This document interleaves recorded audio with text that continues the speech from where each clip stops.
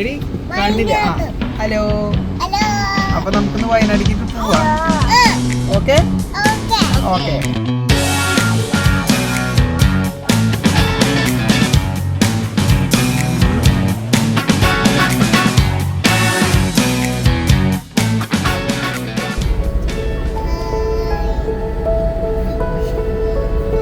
അപ്പോൾ നമ്മുടെ ട്രിപ്പ്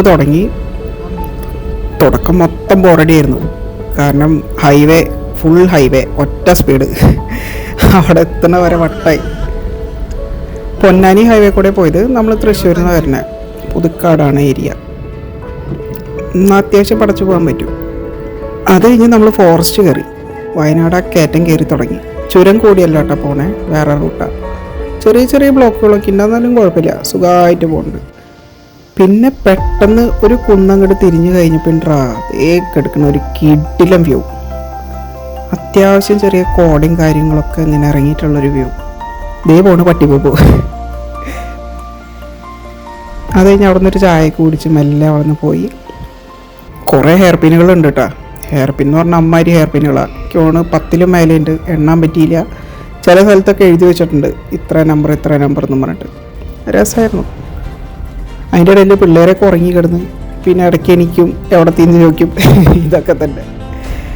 പിന്നെ അറൗണ്ട് നമ്മുടെ ഞാൻ റിസോർട്ട് ബുക്ക് ചെയ്തിട്ടുണ്ട്. അപ്പോൾ അവിടെ എത്താറായി. ഒരു കുഴപ്പമില്ലാത്തൊരു റിസോർട്ടാണ്. അതിൻ്റെ പേര് വരുന്നത് ജംഗിൾ എഡ്ജ് റിസോർട്ട് എന്നാണ്. വയനാടാണ് സ്ഥലം. കറക്റ്റ് സ്ഥലം കന്യമൂല എന്ന് പറഞ്ഞൊരു സ്ഥലത്താണ്.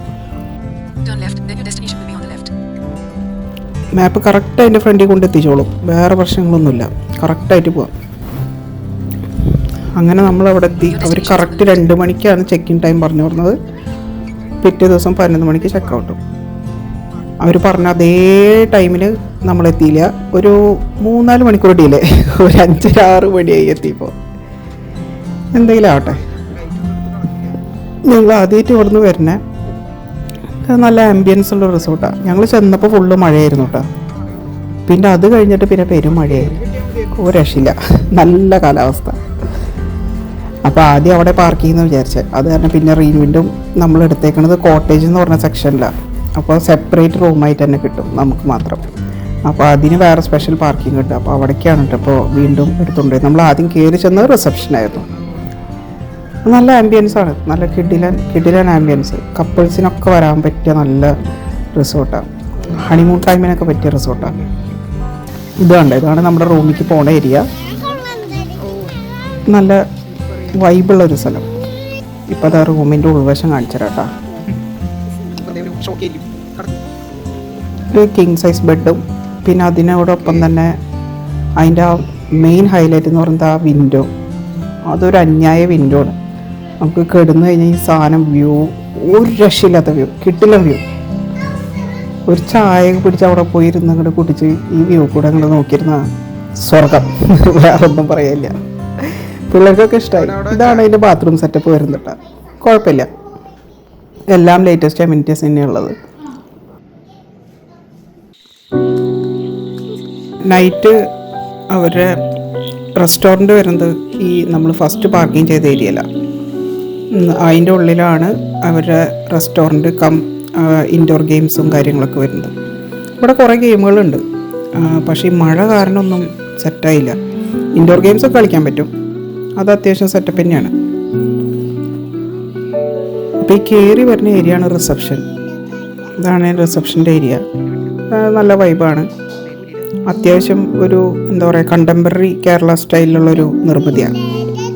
പിന്നെ നമ്മൾ അതിൻ്റെ ഉള്ളിൽ കയറിയ ഇതാണ് ഞാൻ പറഞ്ഞ റെസ്റ്റോറൻറ്റ് ഏരിയ വരുന്നത്. നമ്മളെടുത്ത സെക്ഷനിൽ വന്നിട്ട് ബ്രേക്ക്ഫാസ്റ്റ് മാത്രമേ കോംപ്ലിമെൻ്ററി ഉള്ളൂ. ബാക്കിയെല്ലാം നമുക്ക് പെയ്ഡാണ്.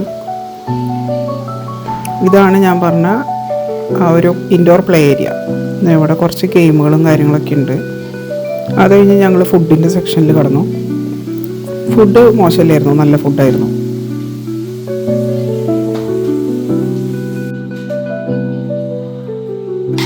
ഫുഡ് ഞങ്ങൾ ഓർഡർ ചെയ്തത് വെജ് ഫ്രൈഡ് റൈസും ഫ്രഞ്ച് ഫ്രൈസ് 2 വേറെ കറികളുണ്ടായിരുന്നു. പക്ഷെ അതൊക്കെ എടുക്കാൻ മറന്നുപോയി. നെക്സ്റ്റ് ടൈം ശരിയാക്കാം.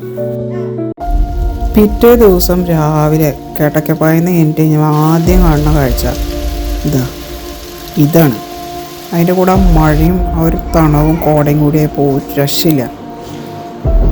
മഴ കണ്ടിന്യൂസ് ആയിട്ട് പെയ്യുന്നുണ്ട് കേട്ടോ.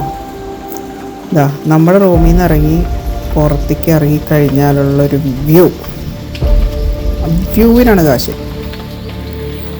കണ്ട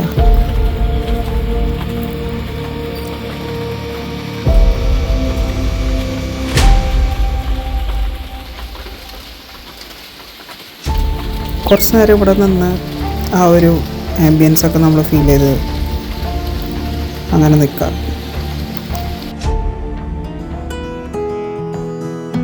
അത് കഴിഞ്ഞ് ഞങ്ങൾ റെഡിയായി റെസ്റ്റോറൻറ്റിലേക്ക് പോയി കാലത്തെ ബ്രേക്ക്ഫാസ്റ്റ് കഴിക്കാനുള്ള സെറ്റപ്പ്. നമ്മൾ എന്ത് ഫുഡ് കഴിക്കണമെങ്കിലും അങ്ങോട്ട് പോകണം എന്ന് നിർബന്ധമൊന്നുമില്ല. അവരുടെ അടുത്ത് പറഞ്ഞാൽ അവരങ്ങോട്ട് കൊണ്ടുതരും റൂമിലേക്ക്.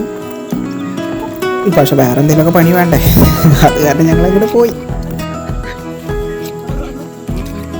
ഇവരുടെ ഉള്ള സെറ്റപ്പാണ് ഈ balloon shooting, archery, camp fire, എല്ലാ സാധനങ്ങളും ഉണ്ട് ഇവിടെ. സ്ലിം ഷോട്ട്, ടീ സൈറ്റിക്ക് പോകാവുന്ന ഒരു ഏരിയ ഉണ്ട്, ടീ ഗാർഡൻ, ഹൈക്കിങ്ങും, അതുപോലെ തന്നെ നേച്ചർ ട്രയൽ എന്ന് പറഞ്ഞിട്ട് 2 സെറ്റപ്പ് ഉണ്ട്. പിന്നെ ഇവരുടെ തന്നെ പൂളുണ്ട്. സ്വിമ്മിംഗ് പൂളിലേക്ക് നമുക്കിപ്പോൾ പോവാം. ഇറങ്ങണില്ല, ഒടുക്കത്തെ തണവ. അത് കാരണം അവിടെ ബാംഗ്ലൂരിൽ നിന്ന് വന്ന 2 ആൾക്കാരുണ്ട്. അപ്പോൾ അവരോട് ചോദിച്ചാൽ അവരെ പെർമിഷൻ എടുത്തിട്ട് അവരെ വീഡിയോ ഷൂട്ട് ചെയ്തു. പിന്നെ വേറെ കേസുണ്ട്, ഞാൻ ഇറങ്ങിക്കഴിഞ്ഞാൽ കൂടെ തന്നെ 2 പിള്ളേർ ഇറക്കും. അതൊരു പ്രശ്നമാണ്. 2 ആൾക്കും ചെറിയൊരു പനിയുടെ ഒരു കോളുണ്ട്. അപ്പോൾ അത് കാരണം ഞാൻ ചാടാൻ നിന്നില്ല. വെള്ളം പണ്ടേ നമുക്കൊരു വീക്ക്നെസ്സാണ്. ഇതാണ് ഞാൻ നേരത്തെ പറഞ്ഞ 2 ചേട്ടന്മാർ. ഇൻഫിനിറ്റി പൂളാണ് വരുന്നത്. നല്ല വ്യൂവാണ് ഇവിടെ നിന്ന് കാണാൻ. ഇവിടെ തന്നെ നമുക്ക് വേണമെങ്കിൽ അവർ ബ്രേക്ക്ഫാസ്റ്റും അറേഞ്ച് ചെയ്ത് തരും. പറഞ്ഞു കഴിഞ്ഞാൽ ഇവിടെ തന്നെ ഇരുന്ന് കഴിക്കാവുന്ന സെറ്റപ്പ്.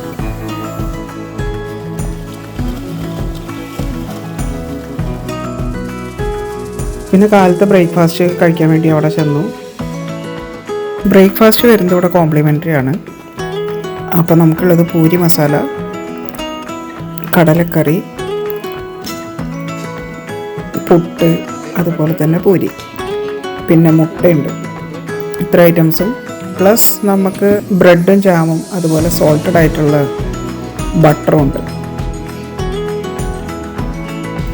ഫ്രഷ് ഫ്രൂട്ട്സ് ആയിട്ട് പൈനാപ്പിൾ ജ്യൂസ് ഉണ്ട്, അതുപോലെ തന്നെ തണ്ണിമത്തനുണ്ട്. ഇത് കഴിഞ്ഞ് നമ്മൾ അവിടെ നിന്ന് നേരെ പോകുന്നത് അവരുടെ കുറച്ച് എക്സ്റ്റെൻഡഡ് ആയിട്ടുള്ള പ്രോപ്പർട്ടി കാണാൻ. അവിടെ ഊഞ്ഞാലൊക്കെ കെട്ടി വെച്ചിട്ടുള്ള സെറ്റപ്പ് ഉണ്ട്. ഇതൊക്കെ നല്ല രസമുണ്ട്. പക്ഷെ മഴ ആയതുകൊണ്ട് ഒന്നും കയറിയില്ല. പിന്നെ അവിടെ നിന്ന് തന്നെ കുറച്ചും കൂടി പോയാൽ ഇതാണ് അവരുടെ ക്യാമ്പ് ഫയർ ഏരിയ. അവിടെയും ഈ പറഞ്ഞ പോലെ തന്നെ മഴ ആയതുകൊണ്ട് അതും ഉണ്ടായില്ല. ഇവിടെ നിന്ന് അങ്ങോട്ട് നേരെ നടന്നു പോയാൽ നമുക്ക് ഇരുന്ന് ഫോട്ടോ എടുക്കാൻ പറ്റിയൊരു ഏരിയ ഉണ്ട്.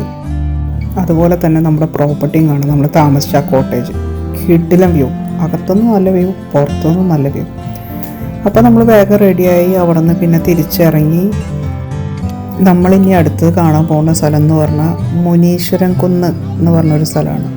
അത് തവിഞ്ഞാൽ എന്ന് പറഞ്ഞൊരു സ്ഥലത്താണ് വരുന്നത്. നല്ല കിടിലം വ്യൂ ഉള്ളൊരു ഏരിയ, ഒരു രക്ഷയില്ല.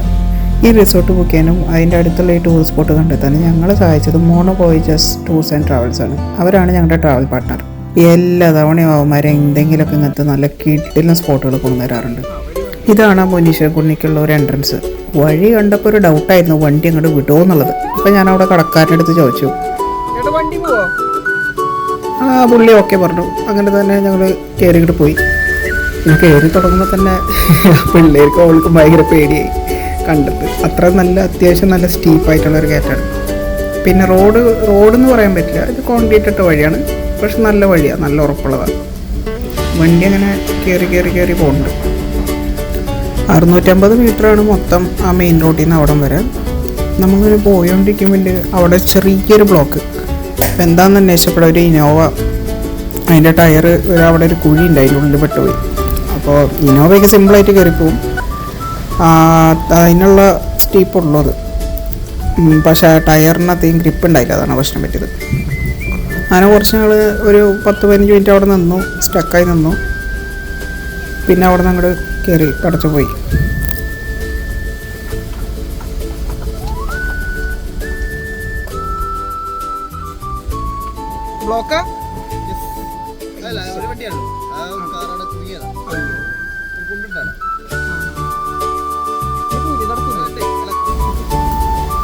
പിന്നെ ഞങ്ങൾ അവിടെ നിന്ന് അങ്ങോട്ട് കയറിപ്പോയി. ഇനോവ പോയതിനു ശേഷം ആ കയറ്റം മൊത്തം ഞാൻ ഹോൺ അടിച്ച് കയറ്റിയായി. മനസ്സിലൊരു പറയായിരുന്നു ഏതെങ്കിലും വണ്ടി വന്നെങ്കിൽ പെടും ആലോചിച്ച്. വളരെ രസമായിരുന്നു, നല്ല അടിപൊളി. ഇപ്പോൾ ഞാൻ ഫാസ്റ്റ് ഫോർവേഡ് ചെയ്യാം കേട്ടോ, കുറച്ച് സ്പീഡിൽ നമുക്ക് പോകാം, ഇല്ലെങ്കിൽ കുറേ നേരം ലെങ്തായി പോകും. മെല്ലെ കയറണുള്ളൂ, ഇതൊരു 20-ലേക്ക് കയറണേ. പക്ഷെ കയറും തോറും അവിടെ കോട മൂടി നല്ല രസമായി വരുന്നുണ്ടായി. കുറേ ആൾക്കാർ നടന്നു പോകുന്നുണ്ട്, അതുപോലെ കുറേ പേര് ബൈക്കും വരുന്നുണ്ട്. ഞങ്ങളെ പോലെ തന്നെ ഫാമിലീസ് ഇഷ്ടം പോലെ പേരുണ്ടായിരുന്നു അവിടെ. കണ്ട ആ വ്യൂ കണ്ട, കയറും തോറും കാണാൻ പറ്റുന്നുണ്ടാവും. അടിപൊളിയാണ്.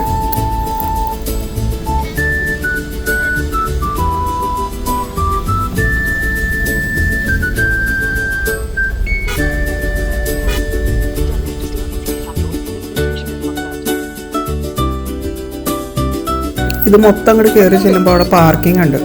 അവിടെ ഇഷ്ടംപോലെ സ്പേസ് ഉണ്ട് പാർക്ക് ചെയ്യാൻ, കണ്ടമാനം വണ്ടികളുള്ളൂ.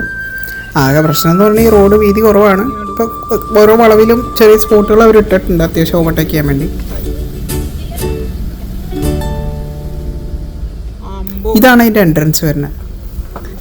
നല്ല കിട്ടില്ല എൻട്രൻസ് അല്ലേ. ഈ മഞ്ഞൊക്കെ മൂടി കിടക്കുന്ന തന്നെ കാണാൻ നല്ല രസമാണ്. ഇനി എന്തെങ്കിലും വേനൽക്കാലത്ത് വന്ന് നോക്കണം, എന്നാലേ അതിൻ്റെ വ്യൂ കാണുള്ളൂ.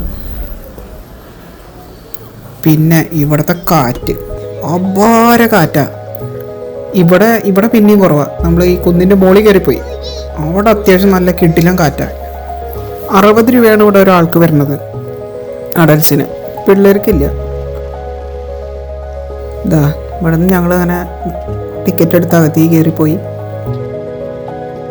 ഇവിടെ പിള്ളേർക്ക് ഒഴുകുമ്പാലൊക്കെ ഉണ്ട്, അവിടെ സ്ലൈഡിങ്ങിൻ്റെ സെറ്റപ്പൊക്കെ ഉണ്ട്. ആകെ അത് മാത്രമേ ഉള്ളൂ കേട്ടോ അവിടെ എൻ്റർടൈൻമെൻ്റ് ആയിട്ട്. വേറെ പിള്ളേരെ കൊണ്ടുവന്നാൽ അവർക്ക് വലിയ ഇൻട്രസ്റ്റ് ആവുമെന്ന് അറിയില്ല. പക്ഷേ വലിയ ആൾക്കാർക്കൊക്കെ ഭയങ്കര, കാരണം ഇതൊരു എന്താ പറയുക, നേച്ചറിനോട് അത്ര ഇണങ്ങി കിടക്കുന്ന ഒരു സ്ഥലമാണ്. നല്ല കാറ്റും നല്ല കിടിലം വൈബും. ഇങ്ങനെ ഈ കുന്നിൻ്റെ മുകളിലേക്ക് അറ്റം വരെ കയറിയ സൂപ്പർ. അവിടെ ഇരിക്കാൻ 2-3 ബെഞ്ചൊക്കെ ഉണ്ട്. ഈ ഒരു മൊമെൻ്റ് ഞങ്ങൾ മറക്കില്ല. ഞങ്ങളുടെ ലൈഫിൽ ഇത്രയും ട്രിപ്പ് പോയാൽ ഇത്രയും കോട നിറഞ്ഞൊരു ഏരിയ കിട്ടിയത് ഇവിടെ വന്നപ്പോഴും. കുറേ നേരം ഞങ്ങളങ്ങനെ നടന്നു. അവിടെയുള്ള വഴി കൂടെ തെക്കോട്ടും വടക്കോട്ടും ഒക്കെ അങ്ങോട്ടും നടന്നു. ഈ ഏരിയ കാണുമ്പോൾ പറയാനുള്ളതെന്ന് പറഞ്ഞാൽ നമ്മുടെ നിവിൻ പോളി പറഞ്ഞ പോലെ ചുറ്റുള്ളതൊന്നും കാണാൻ പറ്റില്ല. അമ്പാരി കോടയുടെ അവിടെ.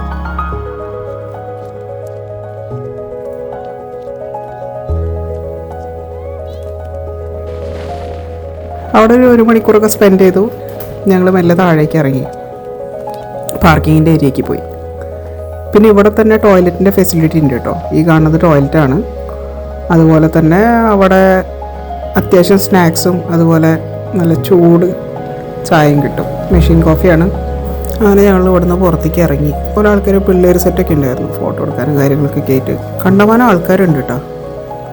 നമ്മുടെ ചെറുക്കൻ അവിടെ കിടപ്പുണ്ട്. അവനെ കൊടുത്തിട്ട് വേട്ടിക്ക് വേഗം വെച്ച് പിടിക്കാം.